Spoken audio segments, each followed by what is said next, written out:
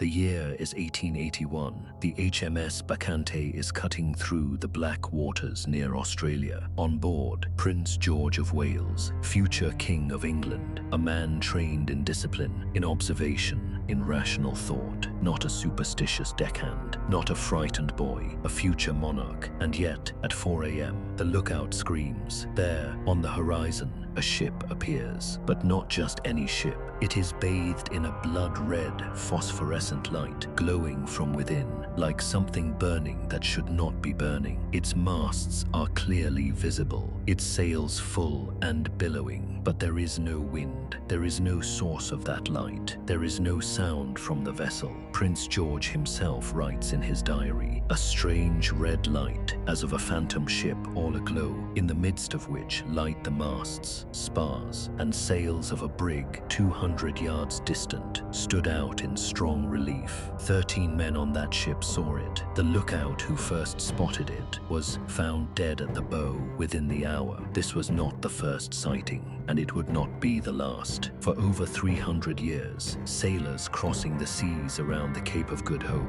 have sworn on their lives, and sometimes with their lives, that they have encountered a ship that should not exist, a vessel with no crew, no flag, no port of origin, a ship that hovers above the water rather than sailing through it, a ship that leaves no wake. They called it the Flying Dutchman, and for centuries, the only explanation was a curse, a dead captain, damned for eternity, a ghost ship that warned of disaster to any who witnessed it. But what if there was a real explanation? What if something far stranger than a ghost, something rooted in physics, in atmospheric science, in the terrifying limits of human perception, was responsible for one of the most enduring maritime myths in history? Today, on Shadow of the Pirates, we are going to do what centuries of superstition never could. We are going to explain the Flying Dutchman, not with legend, with science, and I promise you, the truth is more terrifying than any curse. Before we dive into the deep, if you're here for the first time, welcome to Shadow of the Pirates. This is where real maritime history meets the mysteries the history books are too afraid to touch. Every week, we go deeper, we go darker, we go further into the stories the sea has been hiding for centuries. If that sounds like your kind of journey, hit subscribe right now. Hit the bell, because the next video we're dropping will change the way you think about what sailors saw out there in the dark. And if you're a returning crew member, you already know what we're about. Let's get into it. To understand the science, you first need to understand the myth, because the myth matters. It tells us exactly what sailors were seeing, how they described it, and why it terrified them enough to record it in official ship logs. The most common version of the legend begins in the 17th century. The Dutch East India Company, the most powerful trading corporation in history, controls the spice routes of the world, and one of their most feared captains is a Dutchman named Hendrik van der Decken.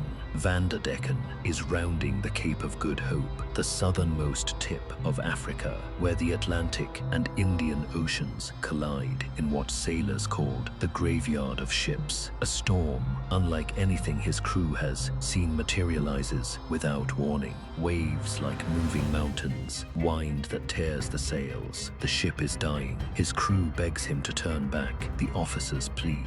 God himself seems to be demanding retreat. Van der Decken lights his pipe, looks into the eye of the storm, and laughs. "I will round this cape," he reportedly screams into the tempest, "and I will do it if I have to sail until doomsday." Some versions say he drew a pistol and shot his own first mate overboard for suggesting retreat. Some say he challenged God directly, daring the Almighty to send worse. Whatever he said, whatever he did, legend holds that a divine curse descended on that ship at that moment. Van der Decken, his crew, and the Flying Dutchman were condemned to sail forever, never reaching port, never resting.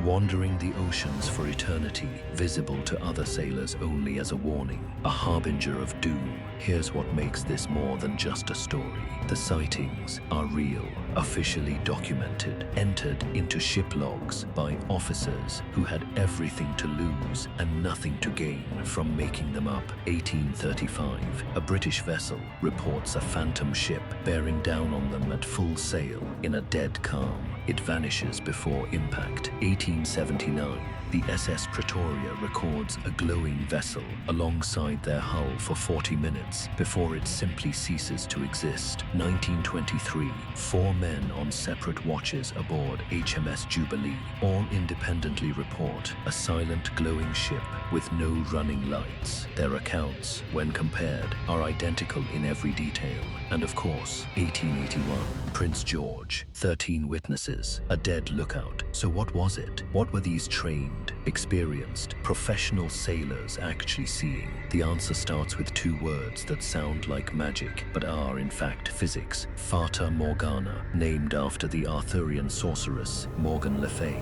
who was said to conjure castles in the air to lure sailors to their deaths. A Fata Morgana is a specific type of superior mirage that occurs exclusively in cold maritime environments, and it is unlike anything you have ever seen.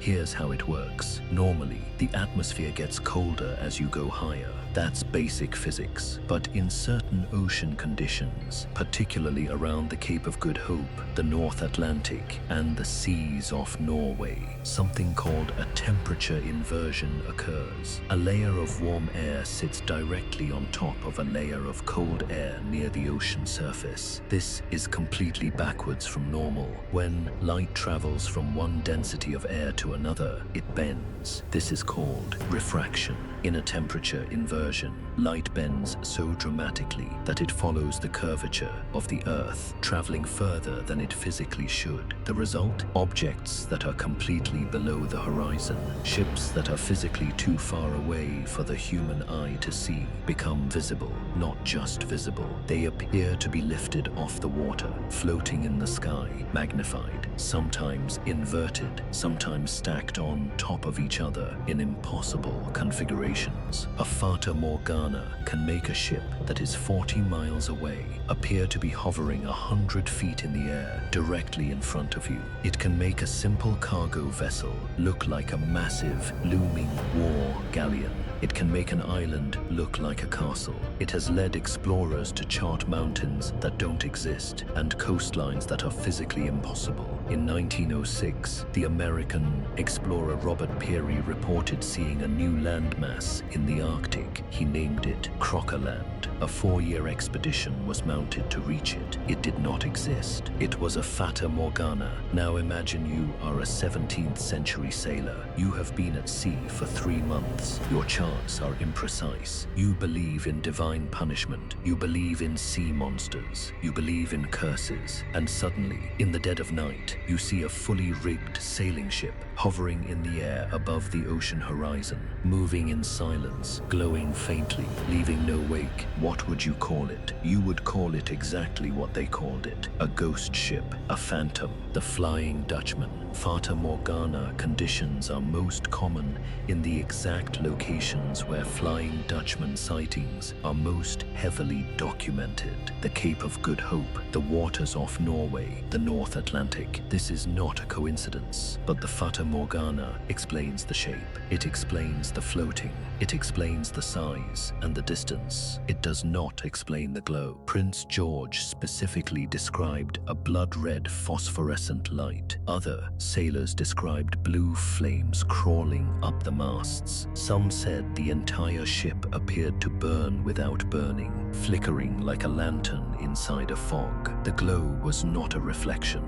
It was not a fire. It appeared to emanate from the ship itself. Science has a name for this too, and it is as dramatic as the phenomenon deserves: Saint Elmo's fire. In the days before modern meteorology, sailors crossing the open ocean during storms would sometimes witness a terrifying sight: a cold, blue-white or reddish plasma discharge crawling along the masts, yard arms, and rigging of their ships. It did not burn. It made no heat. It looked like fire, but felt like nothing. It danced and flickered and moved as if alive. They named it after Saint Erasmus of Formia, patron saint of sailors, and they took it as a sign from God, a warning, or sometimes a blessing. The interpretation depended entirely on the outcome of the voyage that followed. Here is what was actually happening. During electrical storms at sea, the difference in electrical charge between the storm clouds above and the ocean below becomes enormous. The air cannot contain it. At sharp, conductive points, the tip of a mast, the peak of a bowsprit, the end of a lightning rod, the electric field becomes so concentrated that the surrounding air literally ionizes. The air itself begins to glow. This is plasma, the same physics that powers neon signs, the same physics that creates lightning, but instead of a single explosive discharge, St. Elmo's fire is a sustained, crawling release of electricity, visible, eerie, and completely harmless to the ship experiencing it. The color varies based on atmospheric conditions. In moist, salty sea air at certain pressures, it glows blue-white. Under other conditions, particularly at higher altitudes, or during certain barometric readings, it can appear red or orange, exactly the red phosphorescent glow Prince George described. Now combine the two phenomena. You are a 17th century sailor approaching the Cape of Good Hope in a building storm. Conditions are perfect for a temperature inversion. On the horizon, a Fata Morgana lifts the image of a distant ship, a ship 40 miles away, and places it floating in the sky. At the same moment, your own mast begins to crawl with St. Elmo's fire. You have no framework for any of this. The ship on the horizon glows. It floats. It does not move. It does not respond to signals. You have just seen the Flying Dutchman, and here is the cruelest part of the science. Fata Morgana events often last between 20 minutes and 2 hours before the temperature inversion destabilizes. Long enough for every man on watch to see it. Long enough for it to be formally logged. Long enough for the legend to grow another entry. But science alone does not build a 300-year legend. For that, you need the human mind.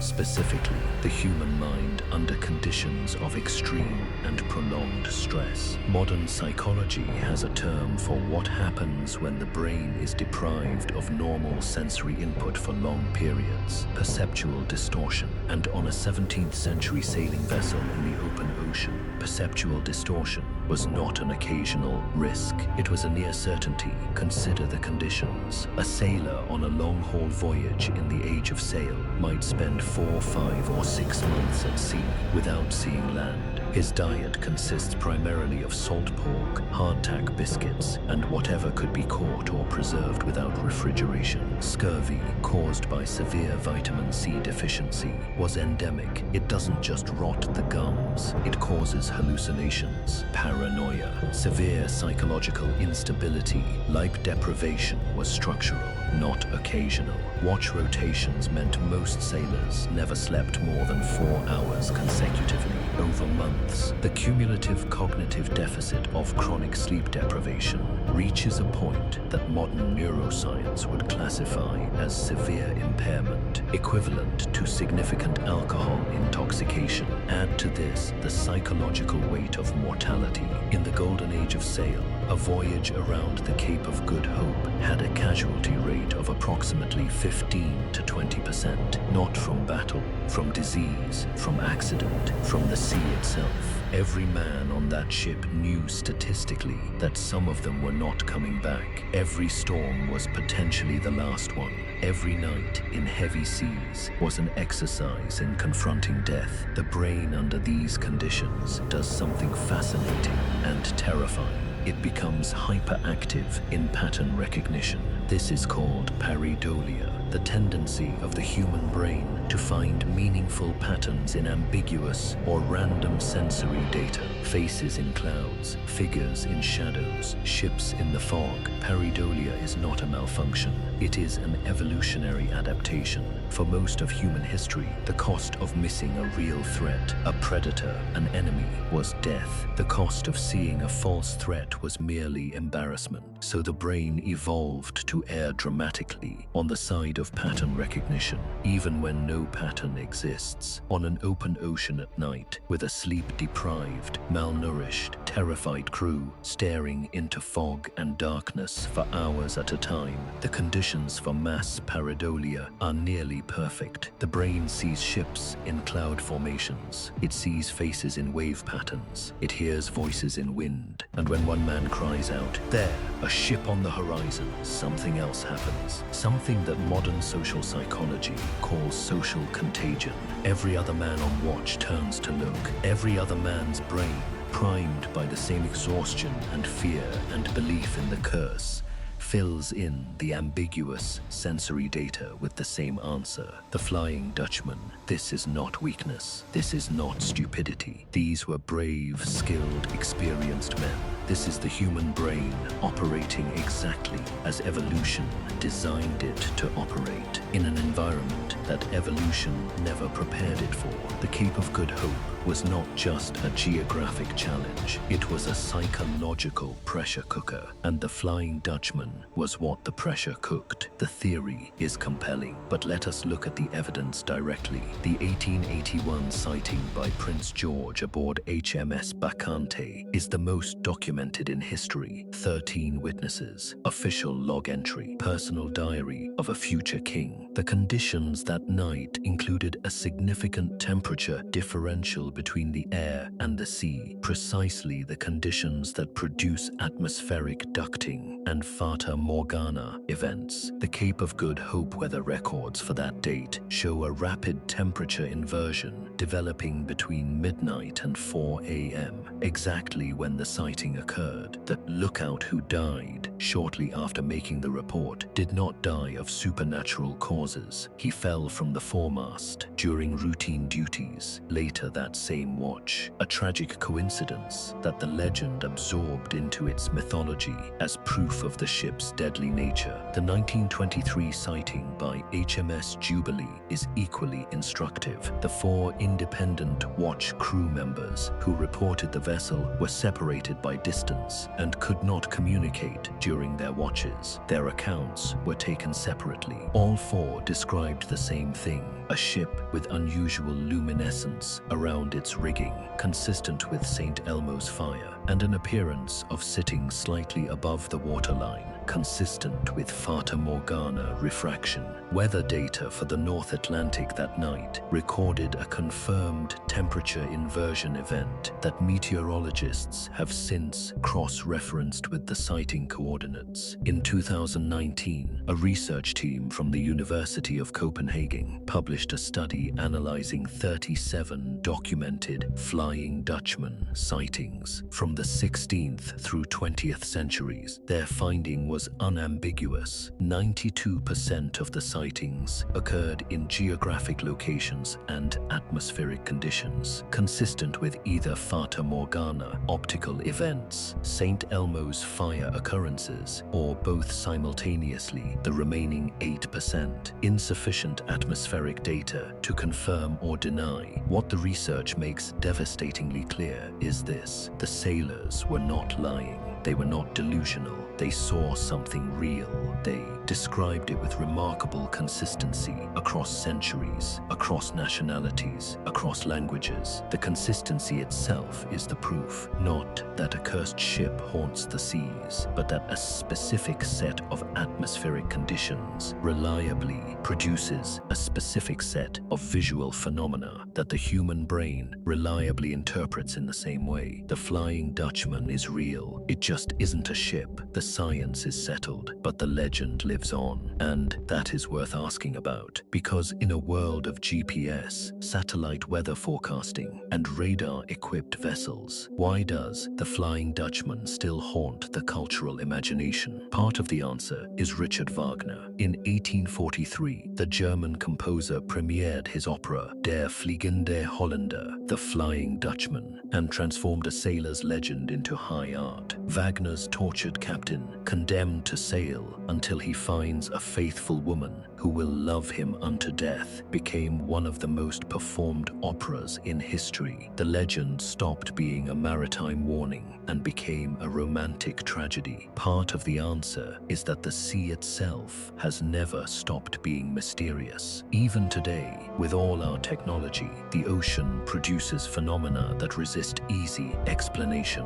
Rogue waves that appear without warning and vanish without trace, magnetic anomalies that confuse compasses, zones of unusual fog and silence that seasoned captains still speak about with something approaching awe. But the deepest answer is this: the legend of the Flying Dutchman endures because it tells a truth about human experience that science can explain but cannot replace. Van der Decken's defiance, his refusal to accept the limits of what was possible, resonates across centuries because every human being has felt what he felt. The rage against the storm, the refusal to turn back, the decision to push further than reason says you should. Science can explain the glow. It can explain the floating. It can explain why exhausted men in the dark see ships that aren't there. What science cannot explain is why we keep sailing into the storm anyway. So, is the Flying Dutchman real? Yes and no.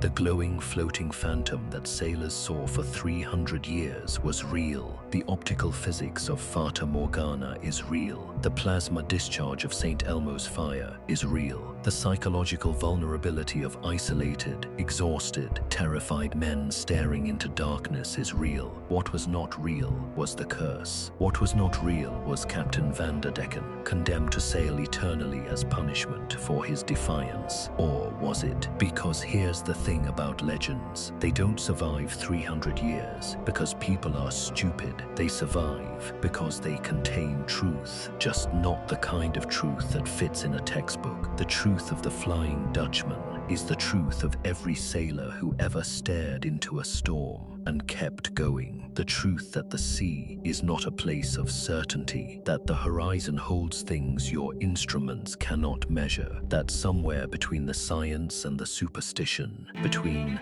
the Fata Morgana and the legend, between the real and the impossible, that is where the ocean lives. And if you ever find yourself on a dark sea, late at night, and you see something on the horizon that should not be there, well, now you know what it is. But knowing what it is doesn't make it any less terrifying. I'm your captain, and this is Shad of the Pirates. We sail again soon. Until then, watch the horizon, and whatever you see out there, don't stop.